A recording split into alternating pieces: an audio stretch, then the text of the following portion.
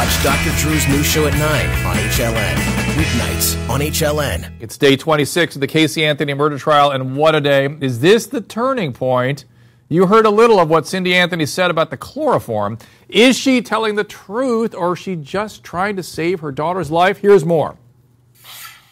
Do you recall in March of 2008 you doing any types of searches for any items that might include chloroform? Yes.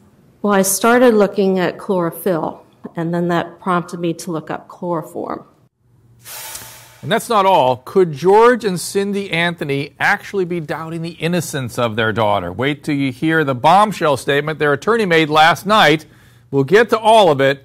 But first, joining me are the host of In Session on our sister network, True TV, Ryan Smith, and Lonnie Coombs. She is a former criminal prosecutor.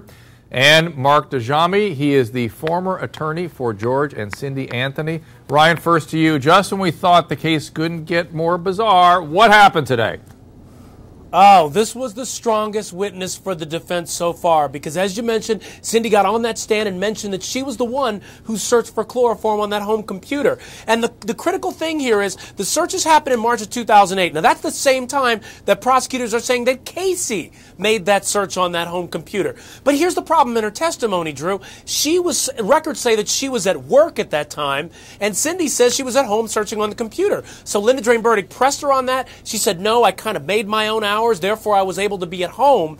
And she also admitted on the stand that she never searched for neck breaking, self-defense, things like that are also on that computer search. But I got to tell you, when you hear this testimony and the fact that she searched for chloroform, well, that's the basis of the premeditated murder claims by the prosecution, that Casey used that chloroform, searched for it, made it, used it, and that was used as one of the agents to kill Kaylee. So this could really blow the prosecution's case out of the water.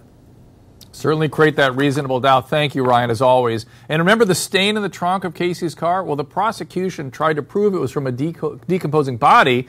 Today, Cindy said the stain was already there. It was there when we bought the car, she says. Watch this. Who drove the car?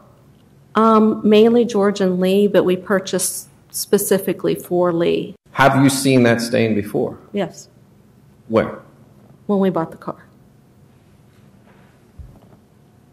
So it's your testimony that this stain was there when you bought the car? There was a few little stains in the car when we bought the car, yes. Lonnie, damaging testimony?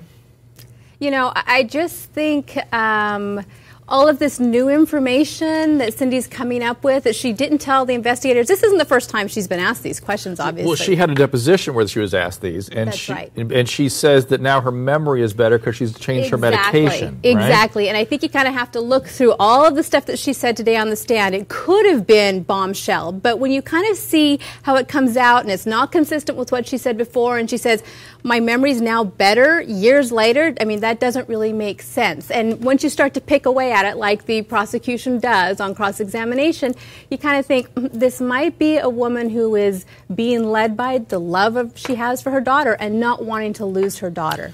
Mark, you have worked with George and Cindy. Help us get our head around Cindy's testimony today. How are we to believe it? Well, I can't, of course, because I formally represented them. I don't want to get into anything that might have been deemed confidential. But I'll state in a general sense that trials are not linear processes. And people get, on a good day or a bad day, they go, oh my God, the case is won or the case is lost. The reality of it is that what's going to happen now is that you're going to find that the investigators are going to go out and scour the records at the hospital and attempt to establish if in fact she was working on those days. If they find out additional corroborative evidence that show that she was there in addition to the timesheets, it's going to, in some ways, destroy her testimony. If they can't find that, of course, it's a strong position for the defense. So I think people need to take a deep breath and realize that this is just the ebbs and flow of a normal trial. And I want to remind everybody of one thing that I think is so essential here.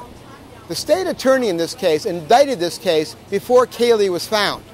Before her remains were found, the state believed they had a strong enough case without the forensic evidence. And I go back to what I've been saying for a long, long time. The crux of this case is how she reacted the 31 days after Kaylee was missing. That is indicative in large part of her guilt. And not to get too swept up on all the forensic. It's important, but it's not absolutely critical.